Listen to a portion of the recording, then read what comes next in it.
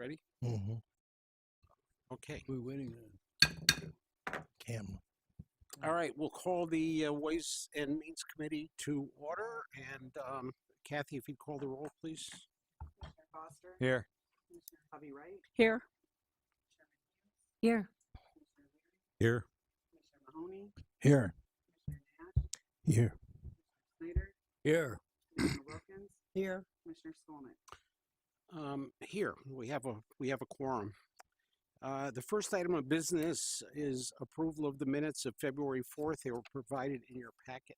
So moved. Support. Okay, we have a motion. It's been supported. Are there any corrections, comments, anything? If not, we'll vote on that. All those in favor of approving the minutes of February 4th, 2020, say aye. Aye. Opposed? All right, we now have time set aside for public comment on an agenda item. If anyone would like to speak on an agenda item, now is your chance. And the time is up. I thought we were friends, Bob. Jennifer Hodges, Supervisor, Muskegon Charter Township.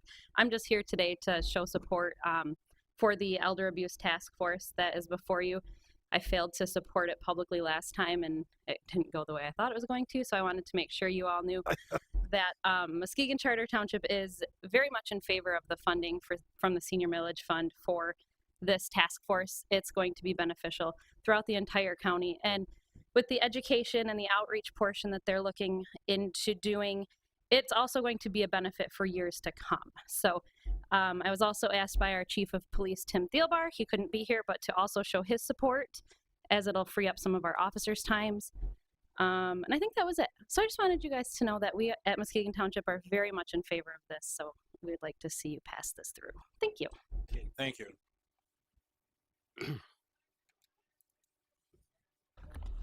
And Derwin 1391 was this. Okay, thank you. Again, I just have a question on the accounts payable. Health West again.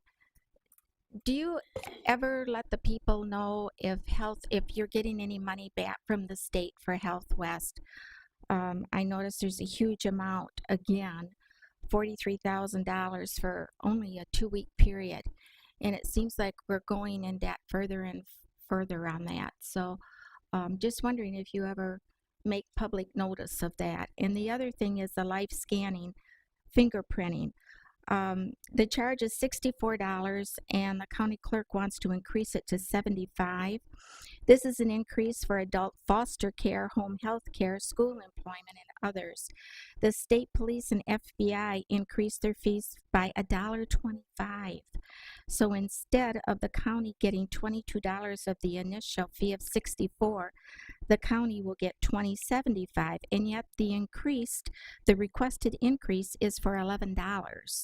So why does an additional fee of $1.25 merit an increase of $11 by the county to potential employees and caregivers of Muskegon County? Please check that over before you vote on it. Okay, anybody else? If not, we'll move on. In your packet was communication from the finance director, the updated budget report for your information.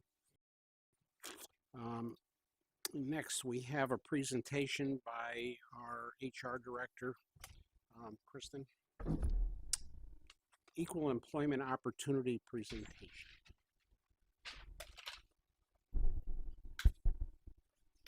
Thank you. Kristen Wade, Human Resources Director. Just wanted to give you an update. We'll be brief and answer any questions that you may have on EEO for kind of looking at the 2019 calendar year. As soon as we get it pulled up.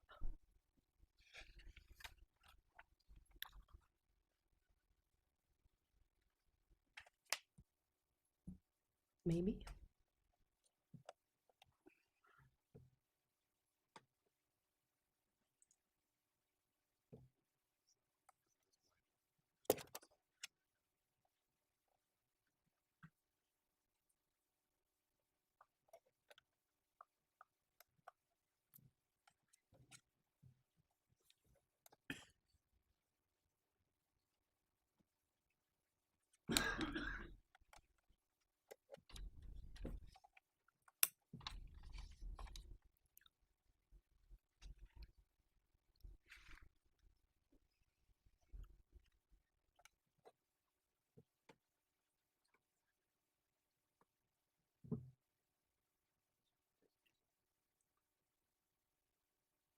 detected. Okay. Good.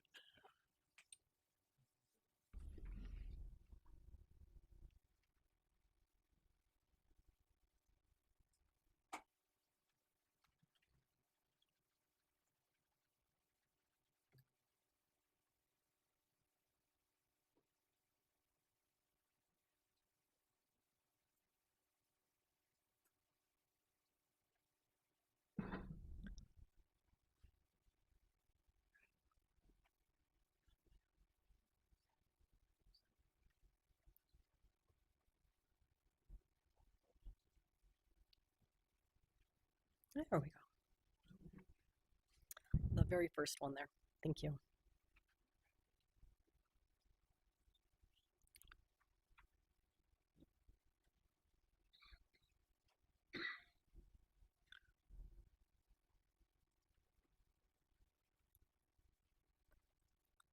That very last, that fourth next to the 70%. Yep, perfect. And if you can, that's okay. You can be my clicker. Want to do one ahead? Thanks. All right, so just as a reminder, the policy statement that's been adopted by the Board of Commissioners it talks about two major objectives. So the first being that the Equal Opportunity Program promotes non-discrimination while giving recognition and value to diversity in all of the county operational matters. So that's number one. And the second is that the EEO program also reaffirms the county's commitment to equal opportunity. So those are the two major objectives that we're looking at from that policy statement on equal opportunity. Just do one more. I don't know why. There you go. So you may remember that the EEO4 report is the report that we have to report to the state every 2 years.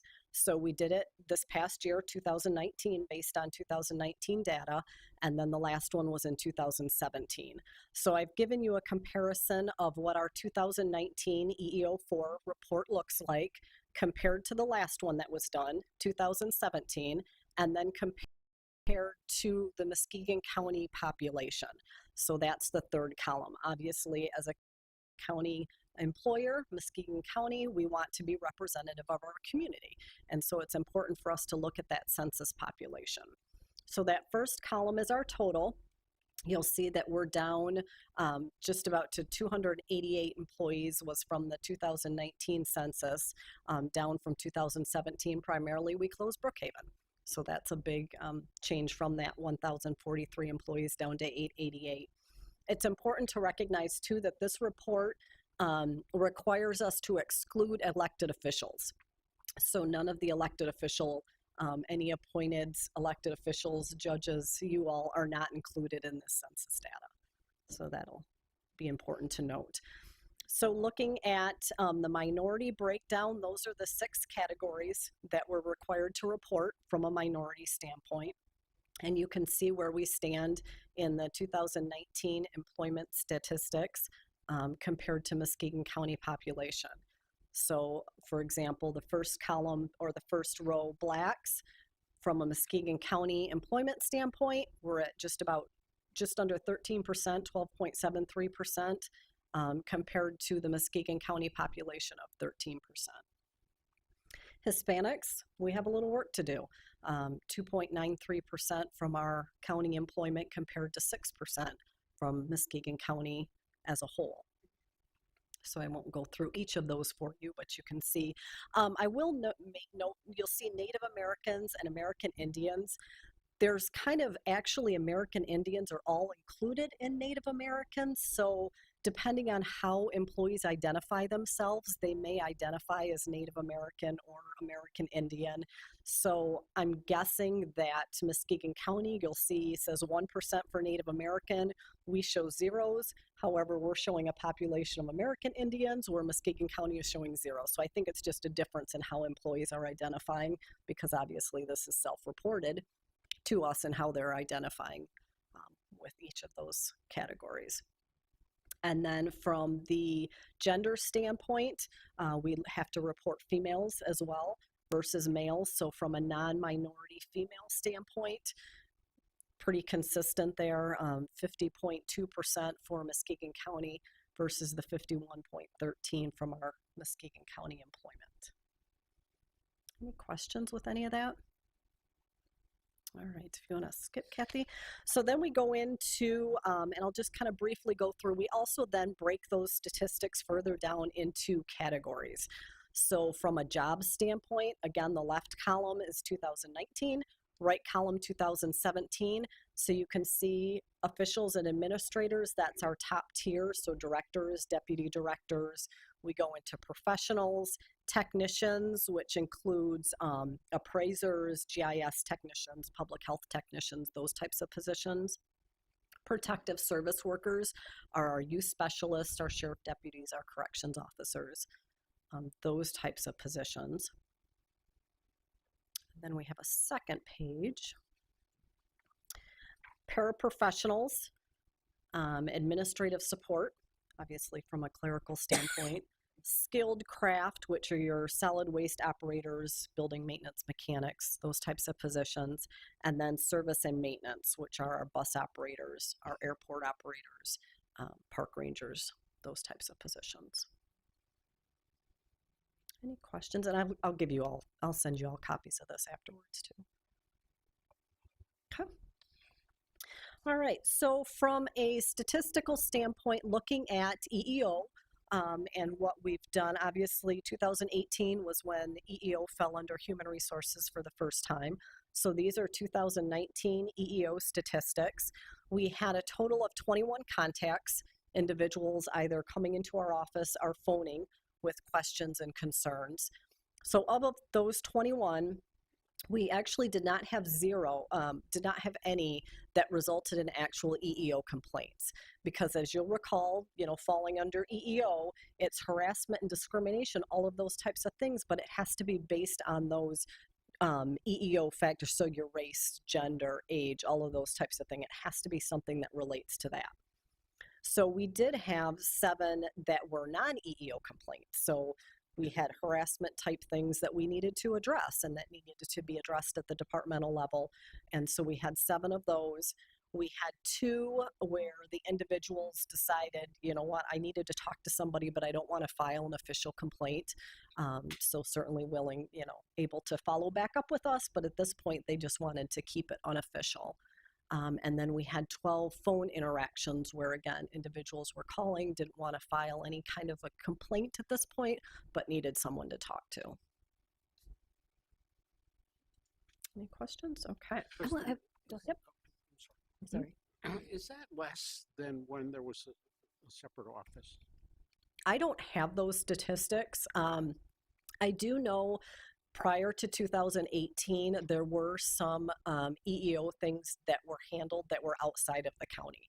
So there were some complaints from like Walmart that, other companies within Muskegon County that were handled in the Muskegon County EEO office. So that throws some statistics off too, but I don't have those exact numbers. And I have a question too. Does it require one whole employee to handle 21 complaints? No, not at all. Okay, so you don't have just one No. person in charge of that. Okay, No, thank the you. individual that handles EEO and HR also does FMLA and Okay. ADA and disciplines and lots of other things Okay, for sure. thank you. Yep, good question. So can I ask, I Mhm. don't know if this is sensitive or not, is that person, it's one person that handles that? And what is the race of that person? Andrew Bodine, he's a white Caucasian, and he handles the front line questions and issues that come through. And then I think that might make a difference.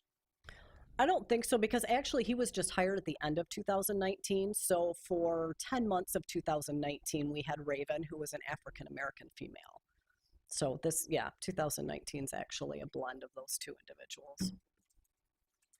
Yes. So there was a statement you made on a couple of slides ago Mhm. between the Hispanic workforce and the numbers.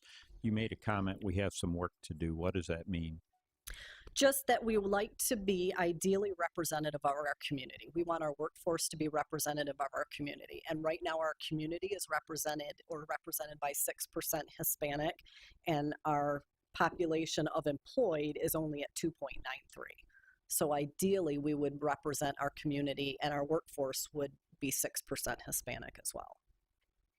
So what would you do to change those numbers? Well, we need to look at our recruitment methods. So, where are we recruiting? Do those individuals have access to, is it a language barrier? It doesn't seem like it because Muskegon County is still showing 100% English, and so we don't feel, but although we do have a lot of materials that are in Spanish as well.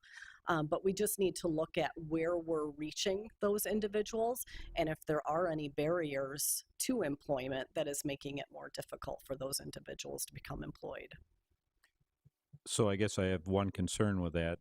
We are an English-speaking nation, Mhm. so I wouldn't necessarily suggest that we hire non-English-speaking No, people. no, absolutely not. I wouldn't suggest that either. And so I'm wondering, so you're not talking about, when you say there's some work to do, you're not talking about modifying test standards or application standards to No, make it, sir. okay. Correct. And then the last thing of the complaints would Health West complaints come to the EEO, or would they go separately? That's a good question. Some have, but they have their own EEO officer as well. So we do get some that may not be comfortable for whatever reason going there, and then we vet that out to find out, have you gone through those avenues first, or but you're right, some of this So could, some of those complaints were from Health Good. West? yes, in these numbers. But then you're right that there are some that go directly to Health West that we would not have included in these numbers. Thank Can I follow up on that Mhm. question? The ones that come from Health West, they're only Health West employees that are complaining about something that happened within their job classification. Correct. Correct. Thank you. And then just a little bit of more of a summary on the 2019 activity. During the year, there were 2 grants that we applied for. Unfortunately, we did not receive either one of them, but certainly things that we want to continue focusing on. We've participated in the Government and Educational Forum on Equity and Inclusion.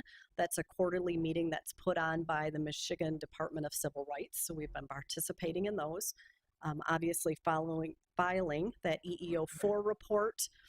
We've conducted supervisor training that we've incorporated EEO so that supervisors are making sure to be knowledgeable about these things and how to recognize and handle situations that may come in front of them. We also added EEO training, as you may recall, in 2018 when we took over the EEO function. I went out and trained every Muskegon County employee, and then we worked that into the new employee orientation in 2019 so that we make sure that we've touched all of our employees. You didn't train the board. I thought the board was invited to. I don't remember going to an EEO thing. No? Well, we will take care of that. And then participated, you may recall, in that Building an Inclusive, Equitable Community and Local Prosperity event that was put on at the Frauenthal not too long ago. So that was a very good event. All right, so some goals coming up for this year. Again, continue to pursue grant opportunities. So if there's other grants that we can find through the Community Foundation or other places, we'd be excited to look into those opportunities. And then focusing again on some more county-wide employee training. So we did the EEO kind of basics and harassment, but we'd like to dive in a little bit more now into, we have a couple of supervisor-focused options that would be a manager's guide to diversity, inclusion, and accommodation, as well as diversity on the job, the importance of diversity and the changing workplace. And then 2 that would be focused more on the employees, bullying and violence in the workplace, as well as workplace harassment prevention for employees. So we see not only EEO complaints, but we also see situations of like coworker conflict that don't necessarily fall under EEO, but are situations that need to be addressed. So the bullying, violence in the workplace training could be helpful for employees. Our employee assistance program has some good options for employees, again, to talk through some issues that they might be having. So we want to make sure to put out more programs and make sure that employees are aware of those types of things. What As would that, well- what would that Whoops. include, employee assistance program? Well, it's a wide variety. So it can be financial, it can be stress that you're having, it can be coworker conflict, it can even be situations that you're having at home. So, a parent trying to find assisted living for a parent or Okay. those types of things. They really have a Thank you. wide variety. Sure. Thank you. And then we also want to make sure that employees are taking advantage of all of these types of things and feel comfortable. So to your point, Commissioner Skolnick, even if people have issues, if they're comfortable coming to great HR, great. But if not, we want to make sure that they have avenues to get all of these types of things reported.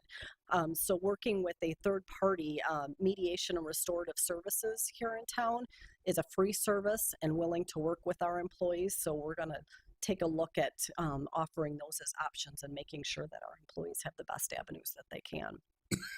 And then I'm working with corporate counsel on that last one to update our anti-harassment and anti-retaliation policies and our EEO policy. So they just had a couple of minor tweaks that they recommended. So we'll be bringing those back to you for review. And that's it. Any Thank you. questions? Thank you. I have one more Yes. question. Kristen, you said something out recently about something with veterans. It went from bronze to silver. Yes. Can you talk about that? For just a Sure, second? sure. Happy to. So, the Veteran Friendly Employer Certification is what it is. And in 2017, we became bronze level. And then just recently, we applied and were granted silver status. So you should all be very proud of that. From the county standpoint, Kalamazoo County is the only other county in the state that's at a silver level.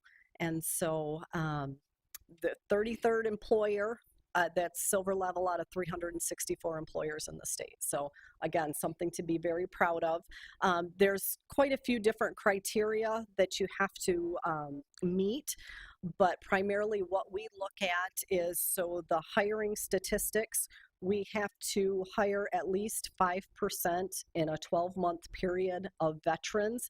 So ours actually from December 2019 to December 2018 to December 2019 was 6.2%. So we were above that 5% threshold. So that was one of the things. We continue healthcare coverage for any employee who is in the Guard or Reserve and then during their deployment. So if they have to be deployed, excuse me. And so that was one of the things. And then something that we didn't have to do, but we are looking at is from the Veterans DD 214, if you may be familiar, it shows their record and education and experience during their military service. So what we can do is when we get job applications, if the job requires a bachelor's in engineering and that veteran has on their DD 214 something that's comparable, we have a tool that helps us evaluate that. We can determine whether the veterans are actually eligible for those positions, and then it helps open those doors for them. Yeah. Kristen, I have a question on that. On the veterans, that's an optional thing for them. Do we know that, It is. I mean, I know a veteran that got hired, but he didn't tell us he was a veteran when Good, he yes. applied. Thank you for So, bringing that up. Yes, mean, that's just the ones that self-report that they're Right. veterans. We So don't we know if we they probably have other veterans too. don't. Bob Skolnick is a veteran. He probably didn't tell you that. Probably not. I'm just saying some people don't put that on their application. Right. Good. All right. Okay, Kristen, thank you. You're welcome. All right, we'll move on to items for consideration. First being WM 20/02-17, approved payment of the accounts payable of $3,319,476.06, covering the period of January 25th, 2020 through February 7th, 2020 for checks as presented by the county clerk. So moved. Support.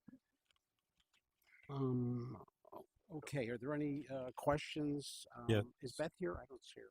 No, she She's out of went home. Yeah. Any questions or anything? Yes. So I'm wondering if we can get an update on the Health West payments. Yes, I'll have that for you. I don't see Health West here either. I'll have that for you on the full board report. Okay, we'll vote on that. All in favor, say aye. Aye. Opposed? That motion passes. The next item is WM 20/02-18, approve the county clerk to increase live scan fingerprinting from $64 to $75 effective Wednesday, February 25th, 2020, following full board approval. So moved. Second. Okay, I know that our Nancy isn't here. Is there anyone from the clerk's office here? Jeannie's here. Jeannie, do you want to say anything about that? Because I know we're the other, like the FBI and everybody else was charging Correct. 75. Other areas have already increased their rate to $75 for the same service. So we're doing it at a discounted service compared to anybody else. I also would say that the live scan fingerprinting is primarily, Jeannie, correct me if I'm wrong, it's primarily for employment checks. That's correct.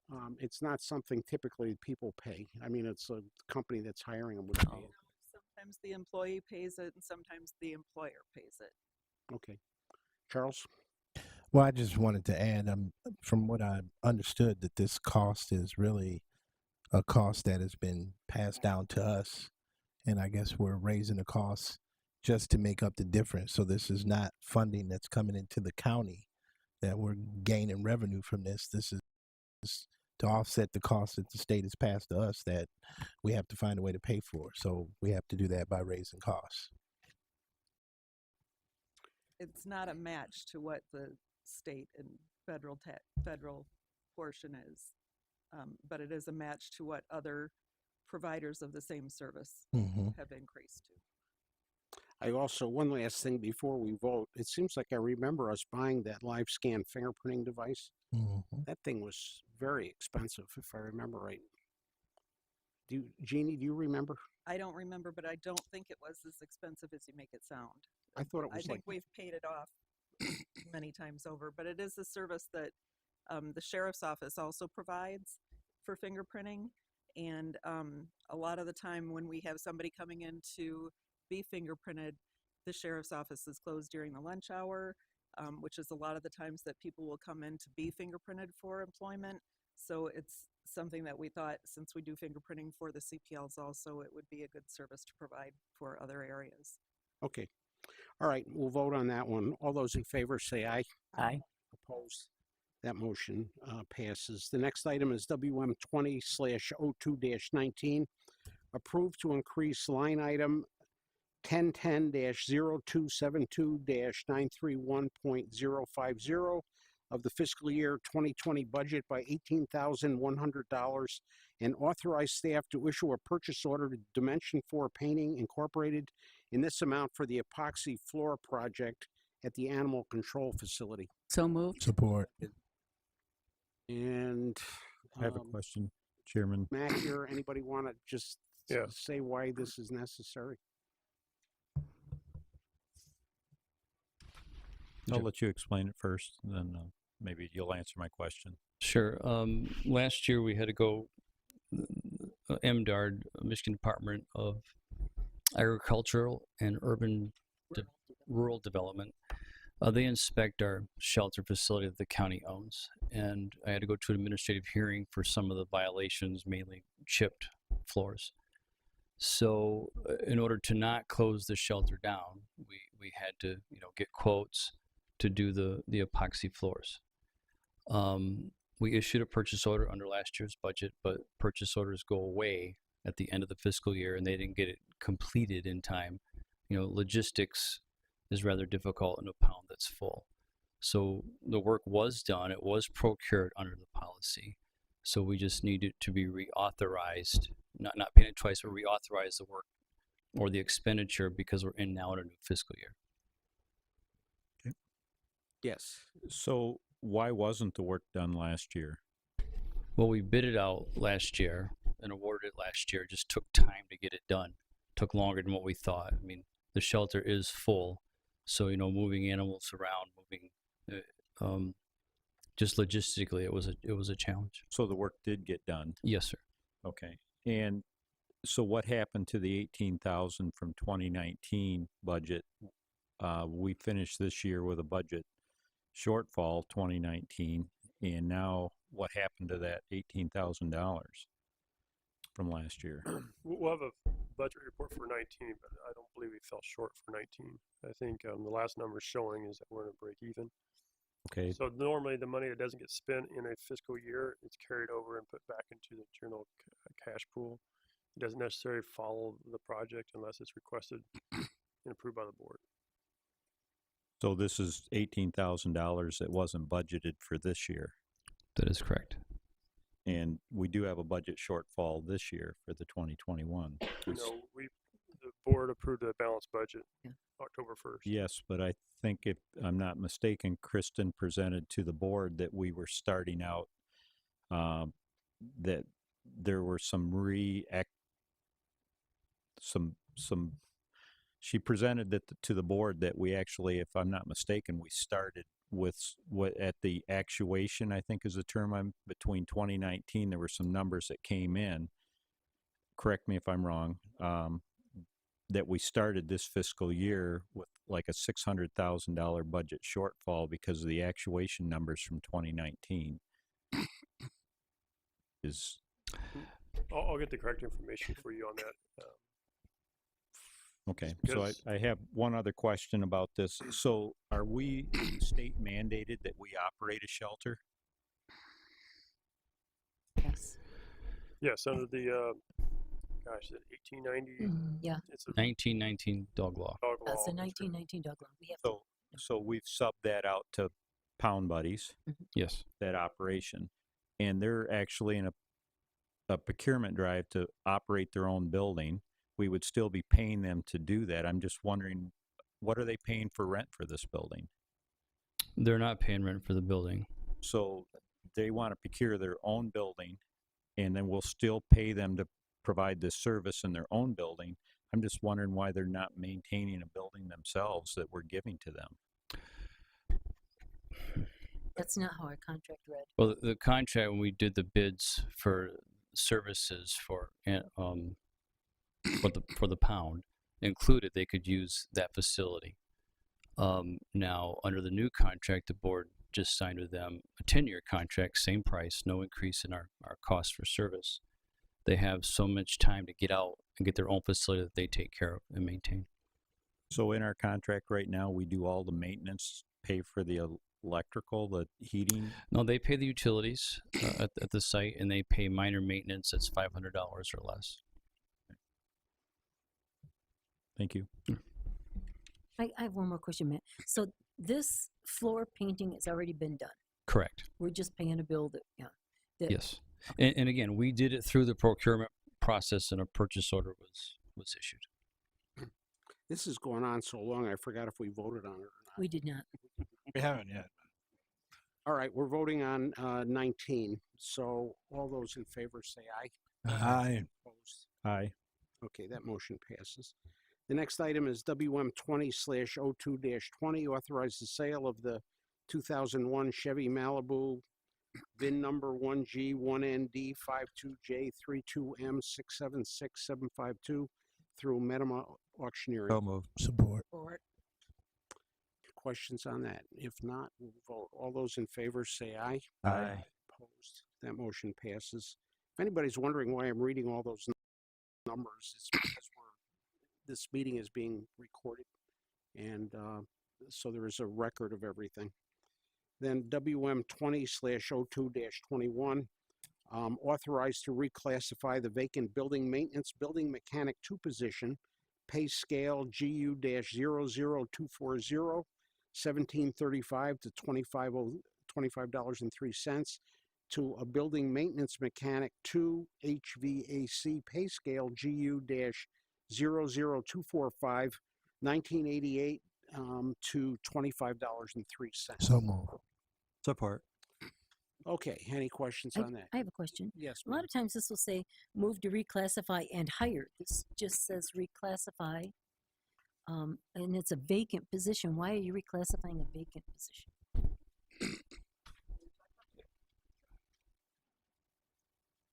Kristen Wade, Human Resources Director.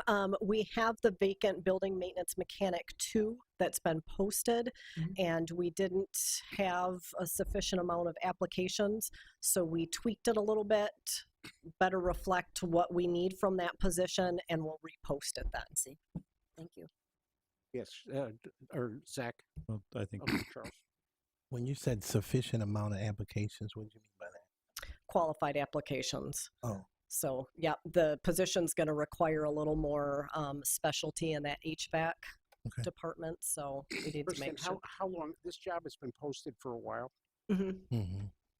Yep. When we're contracting out some of that the heating and air conditioning work right now. Are you contracting anything out now? Yes, some we have to, yes. So hopefully this will let us do it in-house.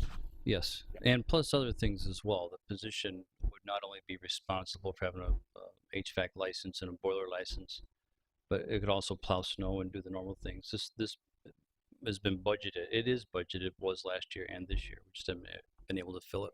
Okay, thanks, Matt. Zach? so. I'm not quite sure because the top of this pay range stays the same. So I don't know how this is going to actually account to any new applicants coming in when you're not. That doesn't make sense to me. If I had a licensed HVAC contractor, I think the top of your scale is potentially the problem, and it might be eliminating some of the potential people. I mean, we might be able to get somebody for a couple dollars an hour less, but I don't know how creating the top doesn't change with this. Well, by having a separate position, and we agree with you, of its own position, that would give the county leeway to start the person higher than the beginning. Charles? I think the significant thing is the starting scale is higher, so someone doesn't have to start as low as 1735, and I think we already have some candidates in mind, but it wasn't an issue about the top price, so at the starting price. Okay, we'll vote on this one. All those in favor say aye. Aye. Opposed? That motion passes. That completes all of the current agenda items, but under old business, we're bringing back an issue that Commissioner Foster put on me. Thank you very much. That item is HS 20/02-09. Authorize adjusting the fiscal year 20 senior millage awards for Age Well Services Elder Abuse Prevention effective October 1st, 2019 through September 30th, 2020, and to authorize the designated senior millage grants administrator, Senior Resources, to proceed with the administration of the programs. So move. Support. Okay, yes, Mark? Comment. Yes. That was the old motion. There is a new motion that's set in front of you, just to clarify.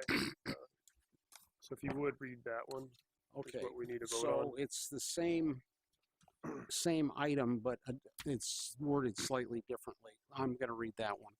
Move to approve adjusting the fiscal year 20 senior millage award for Age Well Services Elder Abuse Prevention to $222,235 effective immediately through September 30th, 2020, and to authorize the designated Senior Millage Grants Administrator, Senior Resources, to proceed with the administration of the programs. So move. Support. And support. Okay, we've got a motion that's been supported. Is there any comment on that? Marcia, anything? No. Looked like you wanted to say something. Oh, No, no. okay. Zach? So I am wondering, this includes 2 detectives and a prosecutor. Will we be hiring a new prosecutor and 2 new detectives part of this? DJ Hilson, Muskegon County Prosecutor. I guess the answer to your question is there might be lateral moves. In other words, because this is what I would consider to be more of a senior level staff position, I may be able to move somebody in my office into this position. I haven't quite made that determination yet, as we were kind of waiting to see what was going to happen this morning and what you all are going to do yet this afternoon. I can't speak for the sheriff or the chief, although I do know, because of the time frame that we're under, in the fact that we've been asked to start moving quickly to show positive results, I would imagine there will be some lateral moves moves within departments in order to fill that need, because it takes time to post and hire and all that kind of stuff. We want to be up and running. So again, I won't speak for the sheriff or the chief, but in my conversations with them, it sounds like there'll be some lateral moves. For me, I've got to see kind of the layout of my office, if I can make a lateral move or if I can bring somebody in quickly that, you know, has worked for me in the past. Those are the kind of options that I'm weighing right now. So this grant is a lot of these other grants. You'll be basically tracking the hours that you've spent on it. I mean, it's not just a blanket funding. You'll be billing towards this grant. Yeah, in order for us to receive the money, we actually have to bill the hours. It's like private attorneys, for example. I've got to show the amount of time my employee has worked in order to get reimbursed for the time. Okay. I actually was in support of this initially, but a couple of concerns have come up. Sure. So you're not. This will give you the ability to actually pursue this further. Elder abuse situations. I mean, I'm assuming you're already taking on some elder abuse cases. Oh yeah, yeah. But so it will give you a funding mechanism to actually. I mean, if we're not hiring new people necessarily for this program, I'm not sure how that equates to. Is this just a shell game with hours, or are we actually going to be able to invest more time into our seniors through this? Well, Commissioner, I with all due respect, I don't play shell games. Okay. I never have. I'm a pretty, I think, honest and guy with a lot of integrity and character. So I don't appreciate the fact that you think I'm going to hide money, because I don't do that. You know, quite honestly, this is going to provide to the senior citizens of our community a more proactive, dedicated service. As I've explained to this commission and the committee before, these cases, a lot of them, including the financial exploitation cases, are not easy. They're complex. They require a lot of time, a lot of effort. And unfortunately, because of how our county is as it relates to funding, my staff currently, and they have since I've been here, and this is over 20 years now, we do far more for far less.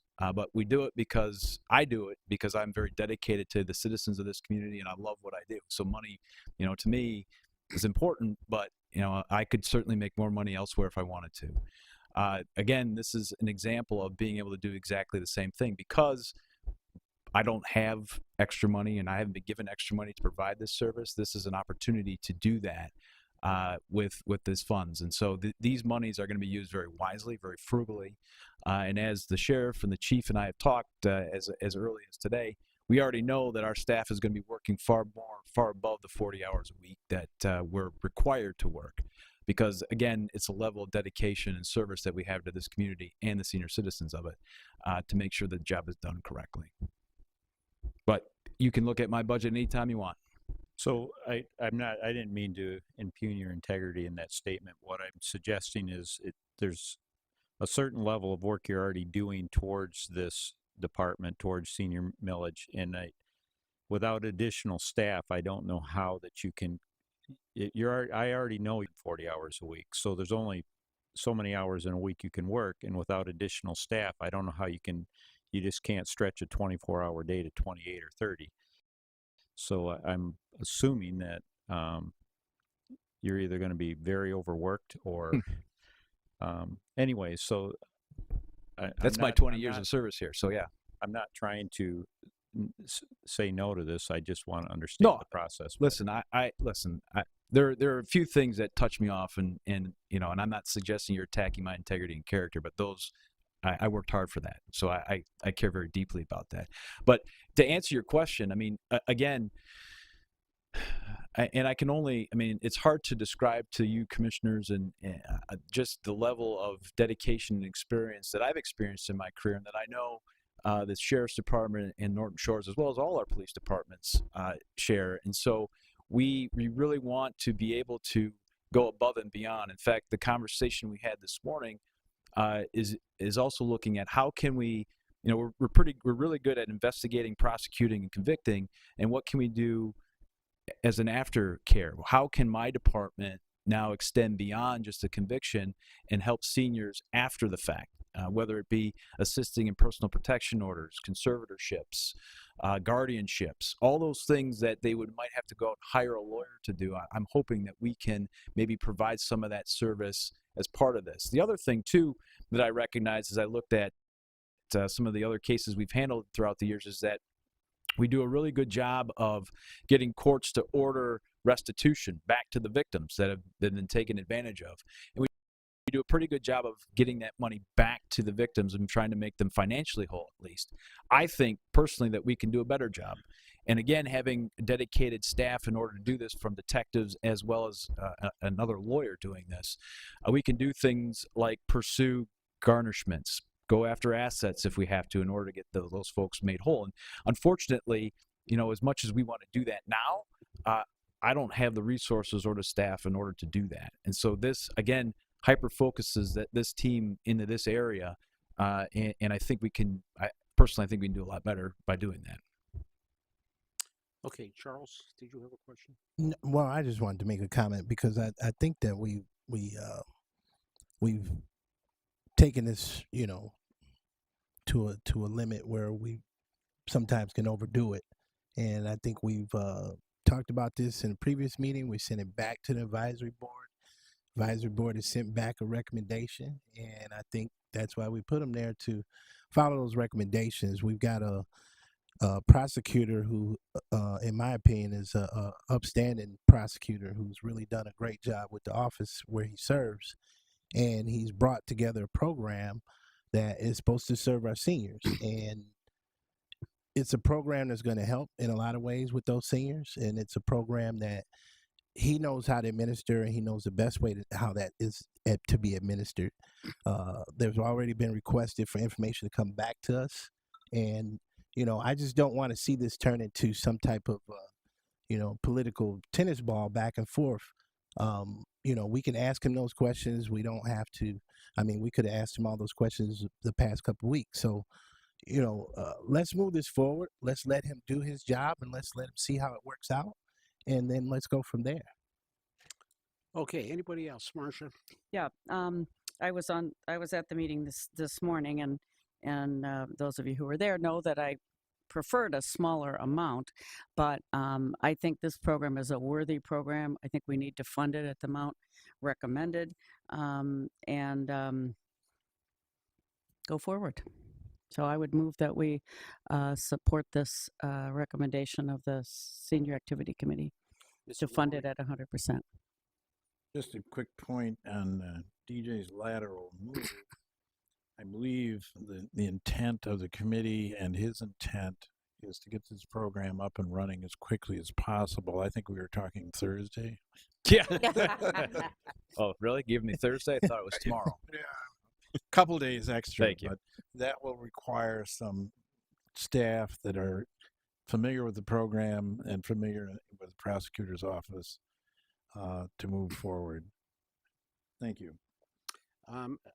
Before we vote, I'm hoping that a couple things. One is someday, I know it's in the future, when I get old, that I know that there'll be somebody looking out for me, number one. But I hope you find some evildoers out there and really prosecute the heck out of them, and it gets all over the news, and people won't be doing this. It's pretty easy to get away with, I think. Yeah, the phone calls are incessant. John? I'd just like to make an observation of something that took place probably 50 plus years ago, and that is that the Bar Association had a group that did essentially this function. It turned out to be so burdensome that we got to the point where we could not get volunteers any longer. And it took the probate judge a required order to actually get the attorneys, young attorneys, to particularly do this job. And as one who did this many, many times over the years when I was young, it is something that needs to be done. Thank you. Okay. Real quick, Bob, if I may. DJ, if I would, it's been an honor learning your passion for our community. Thank you. You're welcome. Thank you. All right, let's vote. All those in favor? I don't have a second yet, I don't think. We already had a Second. motion, or we wouldn't be discussing it. Oh, We were just discussing. okay. We'll Didn't hear vote. it, All sorry. those in favor say aye. Aye. Opposed? Aye. That motion passes. Okay. Thank you, DJ. All right. Any other old business? Any new business? Public comment. Anybody from the public? Final board comments. We have one coming up. Oh, One I'm comment. sorry. Come on up. Come on. It's your turn.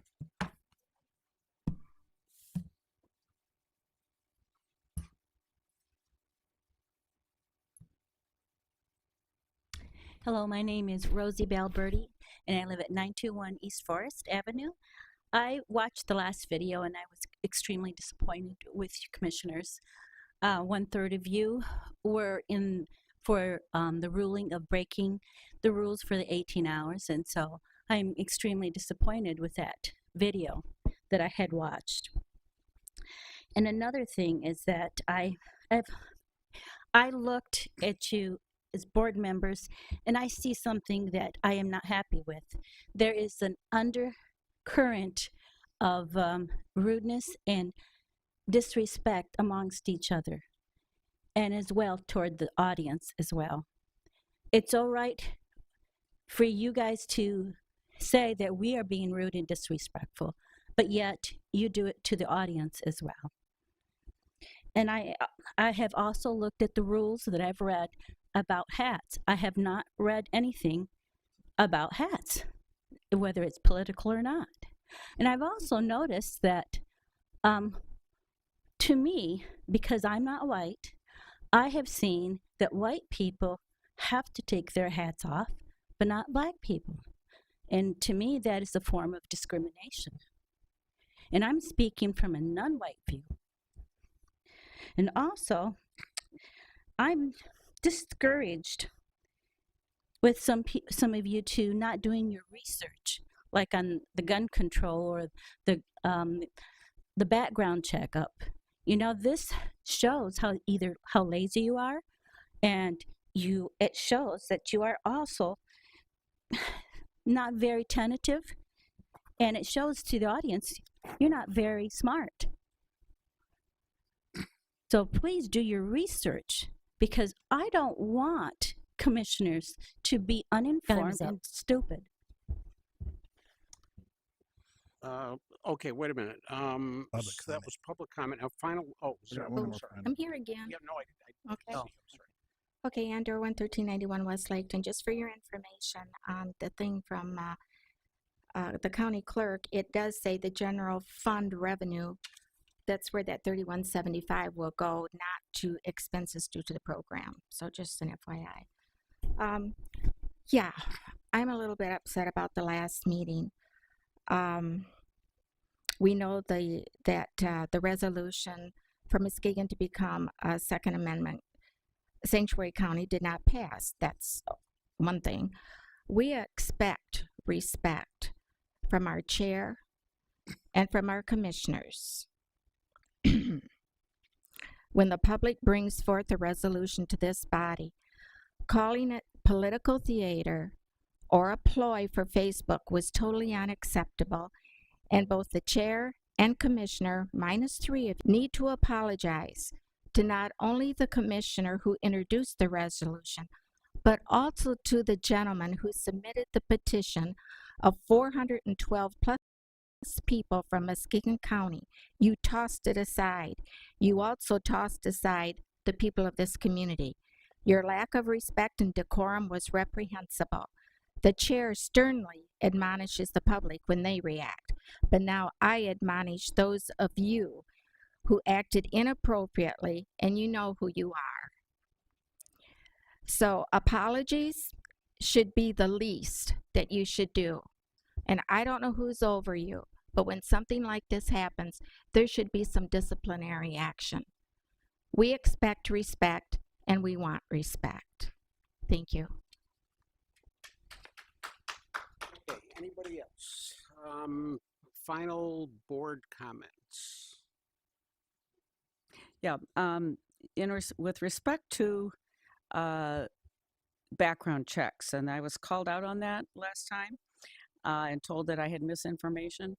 But I think it's pretty much common knowledge that there is a background check loophole for gun shows, and that's what's trying to be addressed in some different states and whatnot.